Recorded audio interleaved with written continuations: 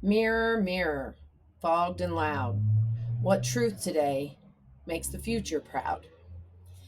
Well, as everyone is focused on ICE right now because of the shooting of Renee Good, which is, of course, important, and we need to get ICE off the streets.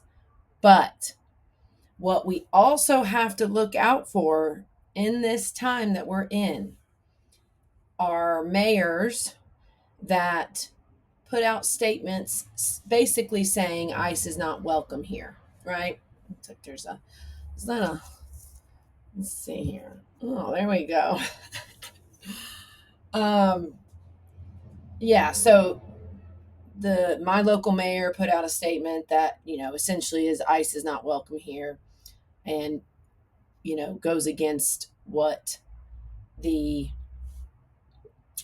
local police department stands for, and they're supposed to be here to protect everyone who lives here, not act as an arm of ICE.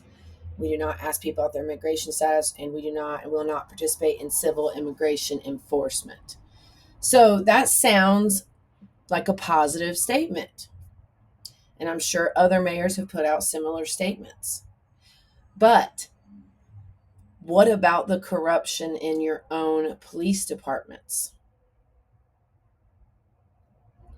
That is tied to the exact same sickness that allows ICE to function, which is the dehumanization of our population due to global militarization.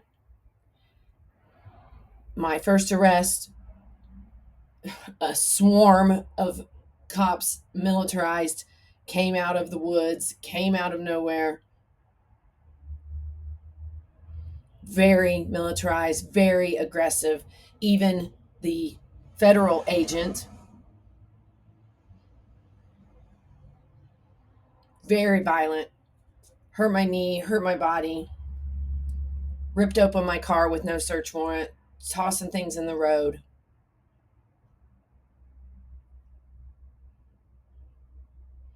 Only to be released the next day with charges and that were dismissed. So, yeah, getting arrested for a car accident's a new one to me. Then the very next day, coincidence, right? I was dragged out of my shower, naked, across my yard, across my street, which was filled with people because they had blocked off my street because they suspected a chemical problem. What kind of chemicals? What kind of problem? I have no idea. There's never been any kind of follow up or testing to my knowledge. So, doesn't really make sense to me. Only to be dumped at the hospital, shoeless, hospital gown, no phone, no wallet. Released a couple hours later, drugged by something, and left to wander home barefoot in a hospital gown, literally my ass out.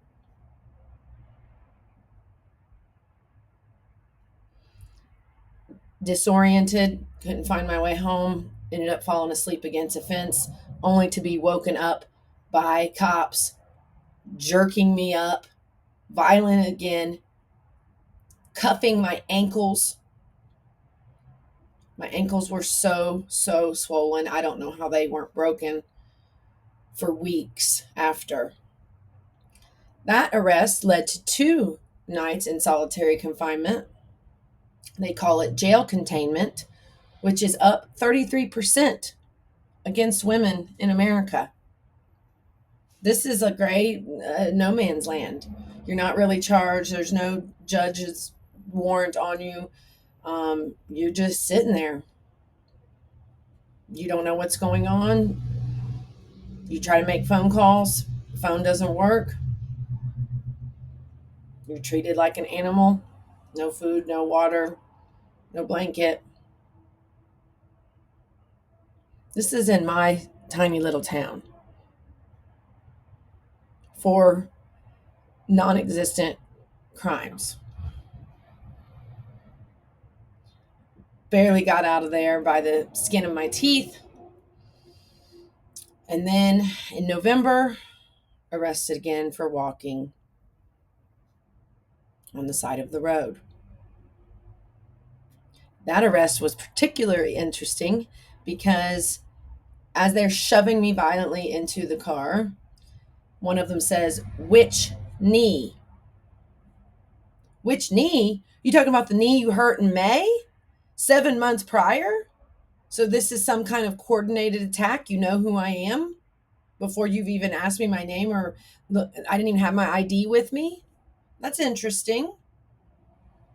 Very interesting. Again, held solitary confinement. It appeared to be one night, but it felt much, much longer. And that one had the added delight of they first put me in a fake electric chair, I guess you call it. I'm talking face clasped, talking neck clasped, I'm talking shoulders clasped, wrists clasped, ankles clasped to a essentially wheelchair, like I was being prepped for a lobotomy or electroshock therapy. They set me like that for hours and then finally threw me in the solitary cell. So, not really sure what that was about either. All seems really, really violent towards a middle aged white lady with a master's degree. So, I am not trying to distract or detract from the ICE coverage, the ICE stories. We need to be talking about ICE, but then we also need to be connecting it to the bigger problem, which is an increased violence all across the board, the global militarization, and the dehumanization of humans, of our fellow citizens, our fellow neighbors. And I commented on our mayor's Facebook and Instagram post about ICE because we have to be talking about the full story.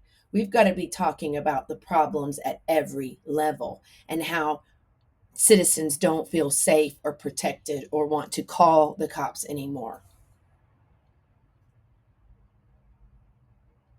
And a sweet soul, I don't think we know each other. We might have met at some point, but I responded very short and sweet at first. I said, funny, not my experience with our local police. And then someone liked that comment. So I tagged them and said, thank you for liking that comment. And I went into more details about what has happened to me over the past year. And she said, you're not wrong. Our police are incredibly corrupt. And this mayor in particular has allowed a lot of abuse to go on under their direction. I have very little faith they will protect our community from ICE, given how badly they already treat the community themselves.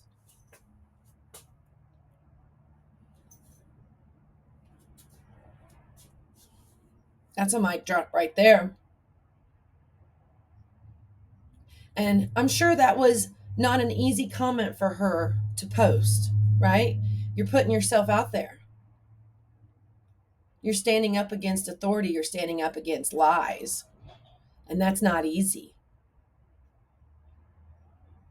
We know they can come for us, we know they can drag us out of our showers in our own homes with no search warrant provided by any stretch that I or anyone ever saw.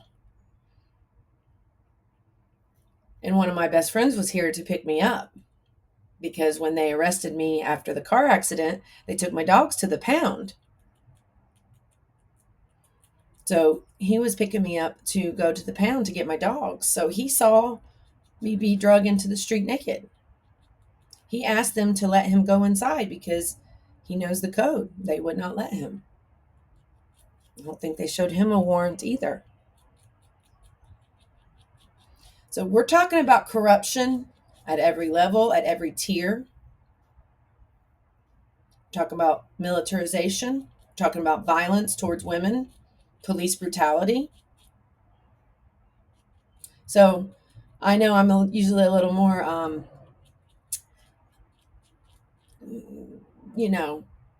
don't know, silly. Let's just go with silly. But this is serious stuff right here. So I wrote that person back and said, hey, if anybody's got specific stories that you know, please connect us offline. I'd love to hear from them because we need to unite. We're not going to sit in the shadows anymore. Silence is violence. I don't want what happened to me to happen to anyone. And anyone can say, it's justified. What you did was wrong, blah, blah, blah. I don't care. The inhumane treatment, the violence, the scars all over my body. Does that seem okay, Mayor? So this is a problem. This is an epidemic. And somebody like her commenting, I can't tell you how much that means to me. It makes you feel seen. It makes you feel less alone. You're not crazy. The machine is trying to break all of us at every level. I wonder how many police departments are actually safe at this point. And I'm going to check just to see if there's been any response to, nope. I was going to see if there was any response yet to my Instagram comment, but there's not. So, yeah. This is about all of us. This is about corruption at every level. This is about violence at every level. And this is about the dehumanization of all citizens of the earth.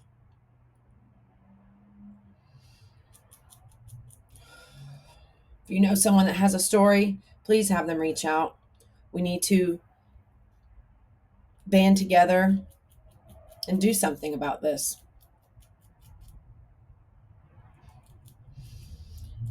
All right, Wampus Cats, remember, don't burn yourself out. We've got a long 9-year cycle ahead to change the world. So take care of yourself and remember, the future can always wish until morning.